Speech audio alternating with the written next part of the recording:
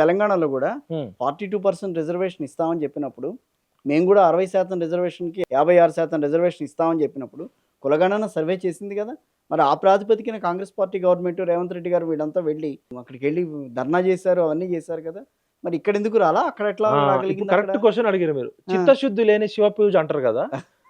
Kamareddy declaration పెట్టేటప్పటికి, manifesto పెట్టేటప్పటికి 9 నుంచి 11 రాష్ట్రాల్లో fail అయింది, ఈ జీవోల ద్వారా రాదు అని. ఆ విషయం తెలుసు కదా. ఆ విషయం తెలుసు. ఇంకొకటి నేను స్పష్టంగా అడుగుతున్నా, నాకు చెప్పాలి ఆన్సర్. ఇప్పుడు కంచయ్యలే గారు లేకపోతే పెద్ద పెద్ద మేధావులంతా కాంగ్రెస్ పార్టీని అధికారంలోకి తీసుకోవడానికి, నేను ఉద్యమకారుడిగా తిరిగిన, అధికారంలోకి తీసుకొచ్చిన టీంలో పెద్ద పెద్ద ఉన్నారు కదా. 42% అని ఎట్లా అన్నారు మీరు? 42% అనడానికి మీకున్న సహేతుకమైన బేస్ ఏంటి? 41 అని ఎందుకు అనలే, 43 అని ఎందుకు అనలే, 45 ఎందుకు అనలే, 50 ఎందుకు అనలే, 39 అని ఎందుకు అనలే, 42 అని ఎందుకు అన్నారు? ఓకే, 42 అన్నారు వాళ్ళు. శ్రీధర్ బాబు గారు ఆన్సర్ చెప్పాలి, మేనిఫెస్టో కమిటీ చైర్మన్ ఆయన. రాహుల్ గాంధీ గారు ఏమంటారు? మొత్తం ఎక్స్రే తీస్తున్నాం మేము, తెలంగాణ మోడల్ అనేది దేశానికే రోల్ మోడల్, మొత్తం ఎక్స్రే తీస్తున్నాం అని చెప్పి తెలంగాణ మొత్తాన్ని 100 కోట్లు ఖర్చు పెట్టి ఎక్స్రే తీస్తారు. ఎక్స్రే తీసినాక రిపోర్ట్ ఏది? లేదు. రిపోర్ట్ లో లేదు మేము 42% అనుకున్నాము, బీసీలు తక్కువ ఉన్నారు, 41.5 ఉన్నారు, లేదు బీసీలు 56% ఉన్నారు అని చెప్పిర్రా? లేదు. ఎక్స్రే అనేది ఓన్లీ బీసీల కోసం కాదు సార్, అది ఎస్ఈపి అంటే socio economic, education, cultural and political. అంటే రాజకీయ, సాంస్కృతిక, సామాజిక, ఆర్థిక అన్ని రకాల సర్వే.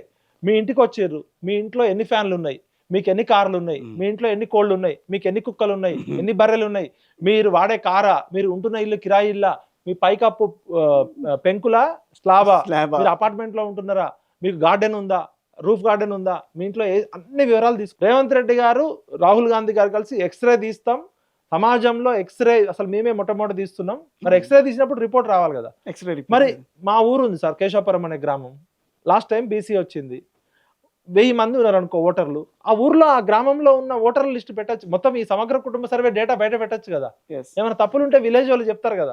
ఈ విలేజ్ లో ఓసీలు ఎంత, ఓసీలలో రెడ్లు ఎంత, బ్రాహ్మణులు ఎంత, వైశ్యులు ఎంత, గుజరాతీలు ఎంత, మార్వాడీలు ఎంత, ఎస్సీలు ఎంత, ఎస్టీలు ఎంత, వికలాంగులు ఎంత, మహిళలు ఎంత, పురుషులు ఎంత, బాలికలు ఎంత, బాలురు ఎంత, పశువులు ఎంత, మొత్తం డేటా బయట పెడితే ఏమన్నా ప్రజల అబ్జెక్షన్ ఉంటే నోటిఫై చేస్తే, కాదు సార్ ఈ విలేజ్ లో ఇట్లా కరెక్ట్ తప్పు చేసిరని చెప్తాను. మరి ఆ డేటా బయట పెట్టకుండా రాహుల్ గాంధీకి సీక్రెట్గా ఇచ్చిండా? ఏఐసిసి ఆఫీస్ లో ఒక ప్రెజెంటేషన్ ఇచ్చారు, మన కంచయ్యలే గారు పెద్ద పెద్ద మేధావులంతా పోయారు అక్కడికి. మరి అది రాహుల్ గాంధీ కోసం చేసిన ఎక్స్రే రిపోర్టా? మాకు ఎక్స్రే అంటే జనరల్గా ఏముంటుంది, చెస్ట్ లో ఇన్ఫెక్షన్ ఉంటే ఎక్స్రే తీస్తారు. మరి వీళ్ళు రిపోర్ట్ వచ్చినాక మీరు క్యాన్సర్ అనుకుంటే ఎయిడ్స్ వచ్చిందా, లేకపోతే సెక్సువల్ డిసీజెస్ ఏమన్నా బయటకు వచ్చినాయా మీరు చేసిన